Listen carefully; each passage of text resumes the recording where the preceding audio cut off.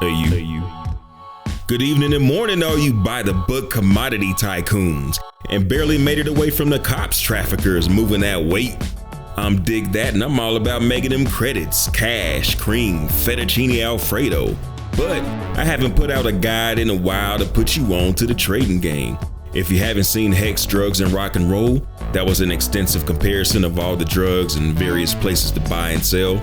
This time around, we're just gonna keep it simple. Look at the highest paying illegal commodities and illegal drugs, and the most profitable places to buy and sell.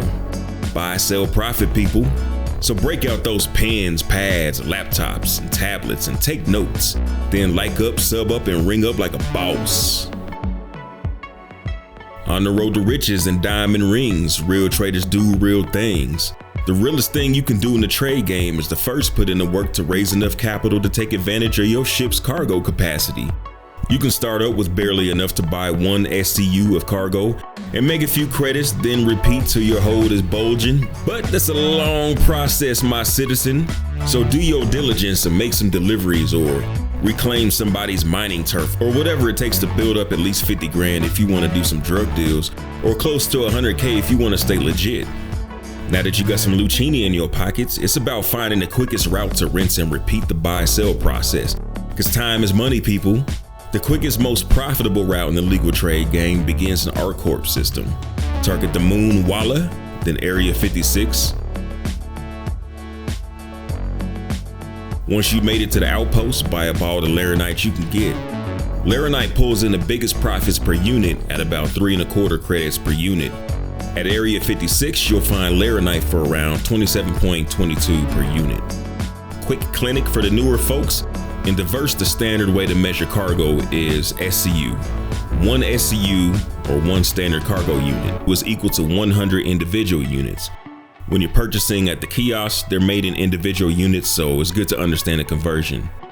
Anyway, shops have a limited amount of commodities that they can sell or purchase at a time, so don't go in expecting to fill up a constellation in just one transaction. Max purchase amounts will vary between 2,000 and 4,000 units with a cooldown of about 4 or 5 minutes on average. Waiting longer than this time doesn't net you a higher max purchase amount, so don't even waste your time, man. 4 or 5 minutes is pretty much a standard cooldown for buying and selling these items, so keep that in mind. For demonstration purposes, I tried to spend 1 million credits filling the Caterpillar up with as much Laranite as I could buy. After an hour, I was pretty much over it and getting a little more nervous that a 30K error was incoming, so I gave up and just topped it off with Astatine. Pretty dope to see this thing filling up though, man. 576 SCU capacity, best trader in the game right now for anybody willing to run the risk. So let's go ahead and sell, man. Easiest run ever. Just set a course for Area 18 on our corp, get landed, strut down your ramp, elevator, or mouse maze of a ship, hop on the sky bus, then head toward TDD. Get your sell on. If you did like I suggested and saved up 100K, then you should see a profit of around 14,000 credits. To break that down further, 100,000 credits buys close to 38 SCU, which nets you around 14,000. So if you're in the Cuddy Black, which has 46 SCU, and you reinvest and fill it up, you're looking at about 125,000 investment to make 17,296 credits.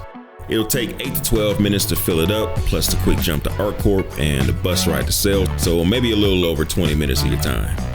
50,000 credits per hour in the Cuddy Black.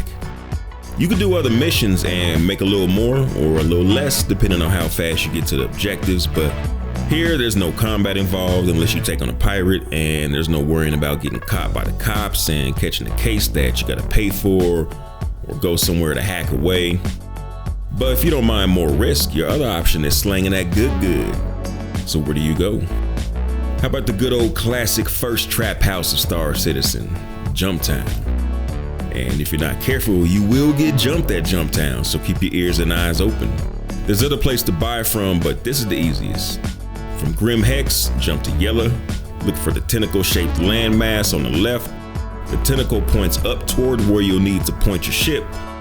Head in that direction, and you'll see a dark blue area penetrating the white area.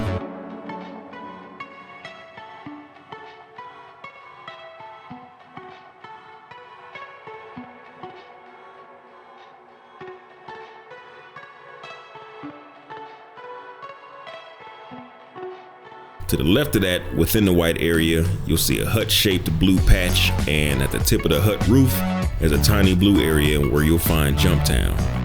Don't get confused by the bigger patch to the right of it.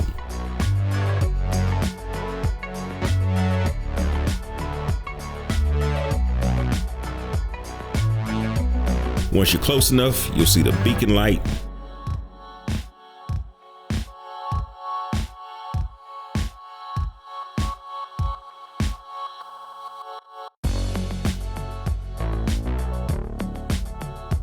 Land nearby, get out, and cop slam for 120 per unit. Once you got as much as you can afford, head out and set a course for crew L5. You'll drop out of QT at 120 kilometers from the rest stop, so go ahead and fly the rest of the way. Land, head toward the Easy Hab, and go into the locker room to sell for around 160 per unit.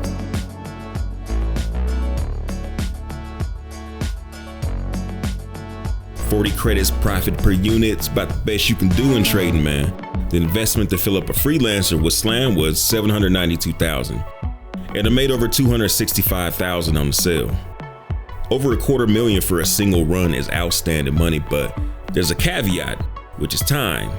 It took me 20 minutes to buy enough to fill it up, which isn't bad really, but it took me 5 or 6 hours to sell it all, man. That's about 53,000 credits an hour at best. So there's two ways to look at this.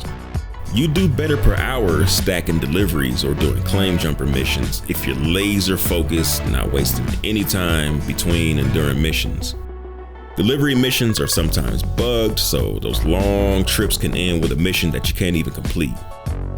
Laranite is 50K per hour in the cut list, but it's a lot running back and forth, which means additional risk every time you pick up a load.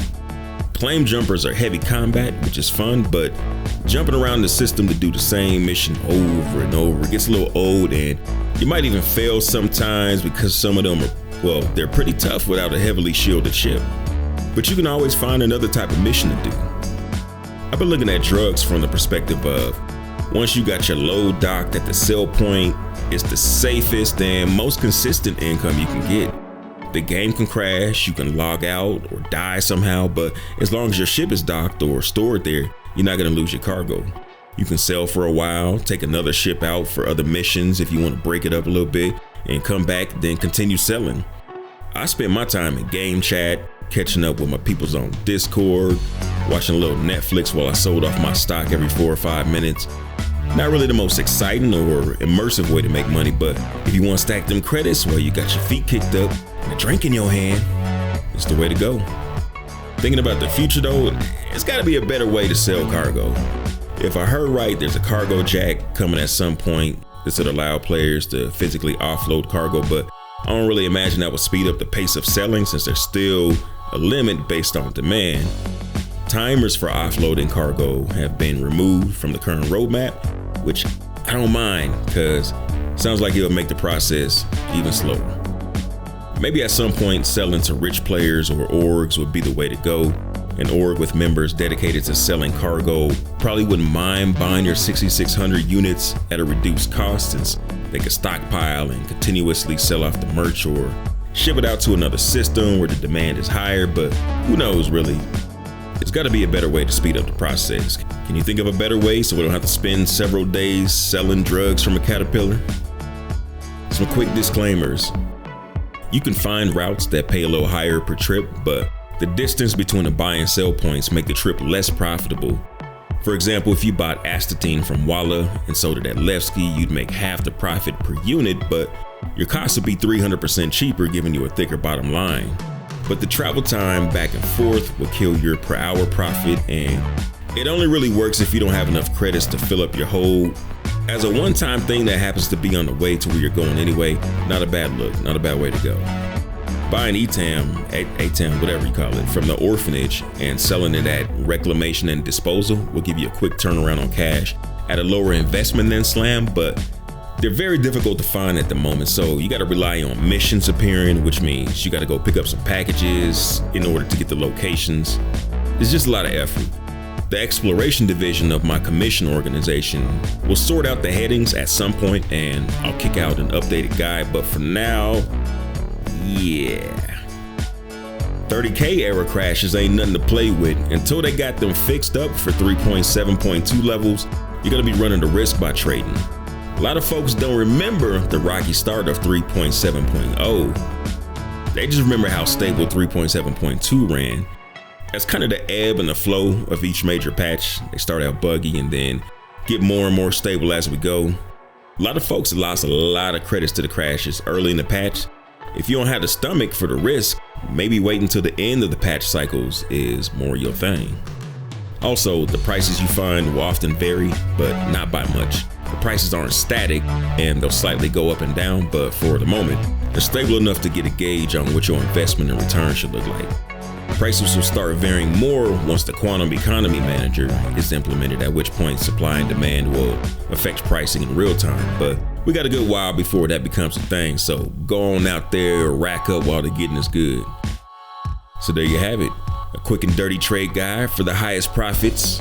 As more folks start running these routes, it'll become more dangerous to stick with them, and less profitable, safer routes will become more attractive. But for the moment, make them do what they do.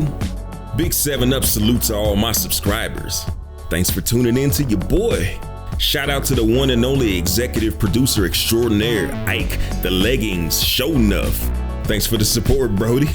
Big 07 salute to all my patrons supporting the cause. Shout out to Commander Blackout, to Diedrichs, to the Mother, to Buster Boy, to Anthony Jackson, to Guillotine Girl, to SM, to Generalissimo, to Commander Dr. Digital, and to Space Pirate McMorgan.